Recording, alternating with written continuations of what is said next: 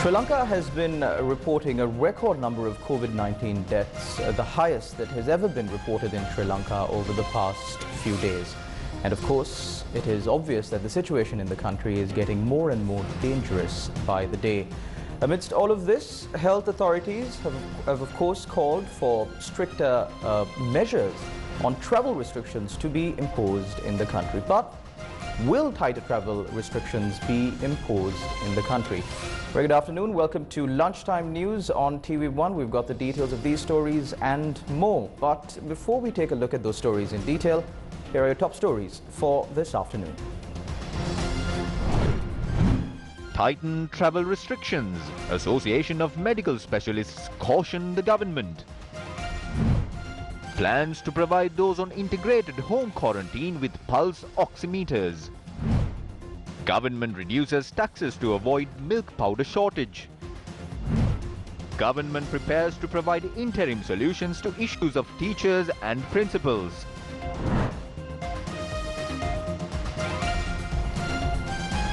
Taking a look at those stories in detail now, the Association of Medical Specialists has urged the government to revisit its COVID-19 restriction protocols in the wake of a surging number of critical patients and deaths over the past few weeks.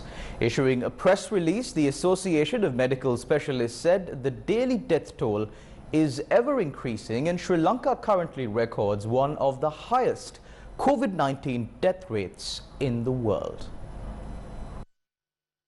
The Association of Medical Specialists in a press release warned Sri Lanka has almost reached maximum healthcare capacity in almost all of the healthcare facilities throughout the country. It said without such measures, the healthcare system will have little breathing space to optimize the care extended to critical COVID-19 patients as well as non-COVID-19 patients. The press release added, "We are quite aware of the urgency the government has in getting the economy back on track.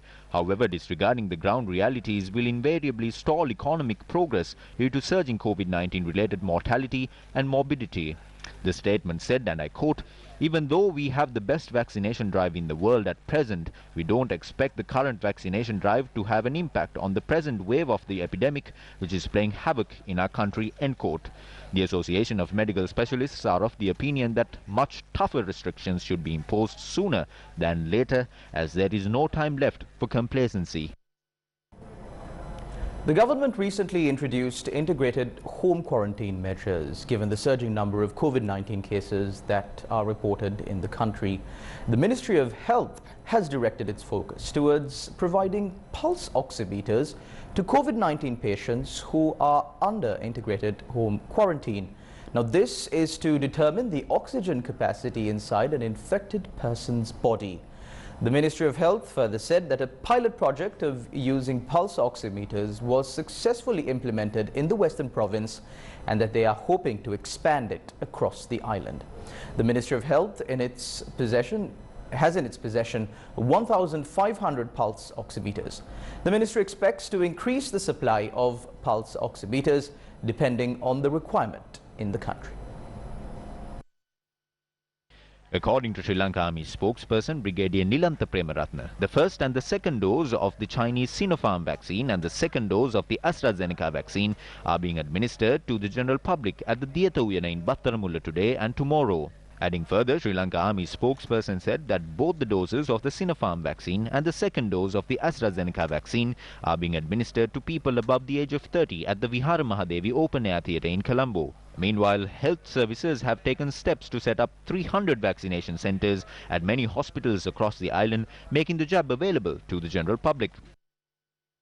A program has started in search of people who are above the age of 60 who have not yet received the vaccine in the Western Province. According to the Director General of Public Health Services, Dr. Asela Gunawardena, the information will be obtained through divisional secretaries and Grama Niladaris. Adding further, the Director General of Public Health Services said after obtaining the information, senior citizens who have not yet been vaccinated will be either taken to vaccination centres or steps will be taken to visit their homes and administer the vaccine. This program has come to light after the Ministry of Health received information that a majority of people above the age of 60 have not been vaccinated. Meanwhile, the Department of Government Information has said that a special program will be in place from today onwards to administer the vaccine to senior citizens in the Western Province who are confined to their homes suffering from critical ailments. The program will be implemented for 3 days starting from today. The Department of Government Information instructed the public to contact the hotline 1906 to register for this service. When cases of the Alpha variant were first reported, as the Medical Officers Association, we urged the government to impose a lockdown in the country. But the government did not listen to us. The result of that was the outbreak of the New Year cluster. Cases of the Delta variant were then reported from Dematagoda. Even then, as medical officers, we explained the situation and urged the authorities to impose a snap lockdown. We are still not too late. To prevent the surge in more cases in the country, impose a 2-week lockdown at least.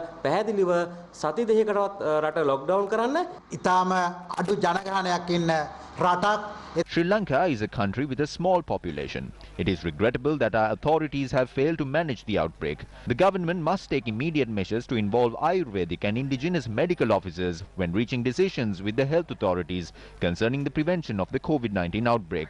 If the government fails to do so, tomorrow will only be of a more critical condition.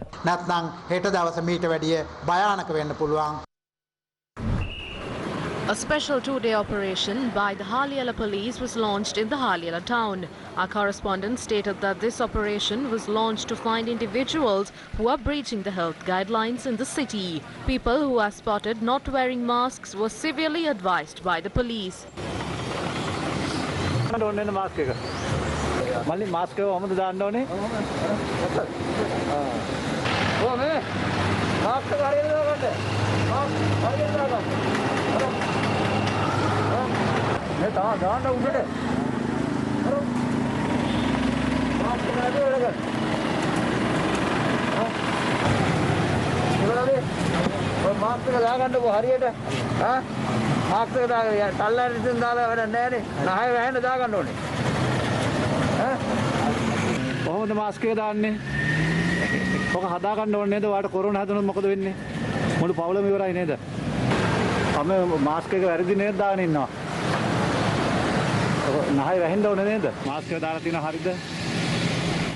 The cabinet has decided to remove taxes imposed on the import of milk powder to Sri Lanka. The decision was taken after the cabinet's attention was directed to the shortage of milk powder currently prevalent in the local market. The Cabinet of Ministers has decided to vest the powers with the Minister of Finance to study the matter and take necessary action to ensure that sufficient stocks of milk powder are supplied to the local market. As per the directive, measures are to be taken by revisiting the existing tax rates or taking other appropriate measures to import milk powder without increasing the price of milk powder to local consumers. Here are some visuals of what transpired at the cabinet meeting this morning.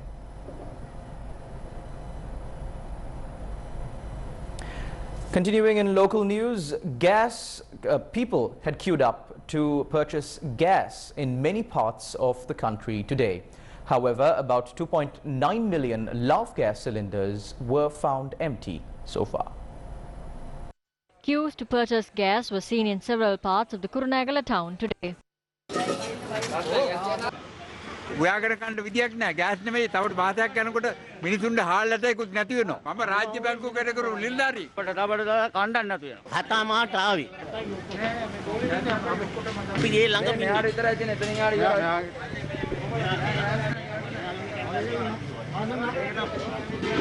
මේ දෙවෙනි පාරත් ආවා ඒ ඇවිල්ලා දැන් gas නෑ කියනවා ඉතින් ඕක තමයි තත්ත්වය. Meanwhile, Samagi Jana Balawege MP J.C. Alawatuwala convened a media briefing and expressed his views regarding the gas shortage in the country. We are in a situation where we cannot even find a gas cylinder in the Kurunegala city. There is a shortage of gas cylinders in the country. We would like to ask the government, due to this current situation, how can people who live in flats, apartments and those living in the city fulfill their needs? The government should implement a program to provide these essentials to them, including milk powder.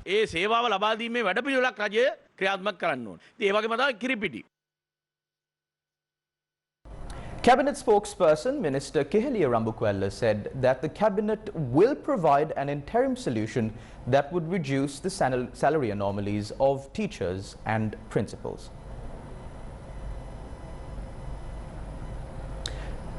Now, Co-Cabinet spokesperson Minister Keheliya Rambukwella accepted that there is an anomaly and that they will have to accept that and provide an interim solution to teachers and principals.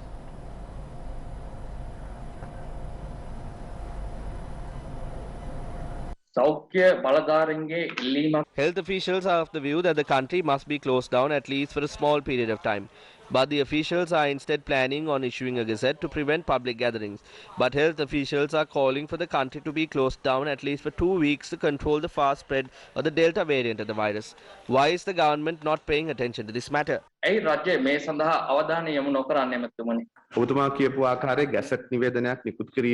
there are plans to issue a gazette notification like the one you described, then that will be done purely to stop the spread of the virus. You saw even in the past few days, the government did not suppress the protests that were staged during the past weeks. We are thankful that a few of those organizations had called off their protests after taking into consideration the current situation in the country. Everyone has a social responsibility to act in a way that the community is protected. That is the request put forward by the health authorities as well. These gazette notifications will change according to the needs of the time. Those regulations will be drafted solely for health purposes and nothing else. කාලීන අවශ්‍යතාවයන් අනුව සමහර අවස්ථාවලදී වෙනස් වෙනවා. ඒ සම්බන්ධයෙන් විධිවිධාන පනවන්නේ සෞඛ්‍ය හේතුන් මත විනා වෙනත් හේතුවක් මත නොවේ.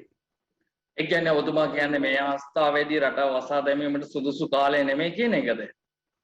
The country has been closed down on a number of occasions. There has been an increase in cases even after that. The government is always ready to accept the recommendations on health authorities, on travel restrictions and other matters. So, even if you look at the global situation or the local situation, there have been protests against travel restrictions demanding for freedom. In some countries, people are protesting, demanding for travel restrictions to be removed. The government is bound to consider all of these factors and act on the recommendations of the health sector. The decisions will be taken after the recommendations are presented. සෞඛ්‍යංශ ලබා දෙන උපදෙස් ක්‍රියාත්මක කරන්නට රජය බැඳී සිටිනවා. ඒක වුන් නිර්දේශ ලබා දුන් පසුව තමයි තීන්දුව වෙන්නේ.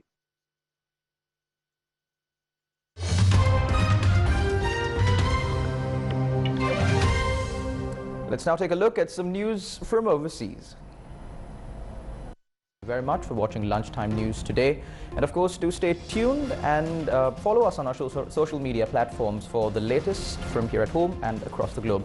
I'm Charles Benedict for the News First team. Take care and God bless.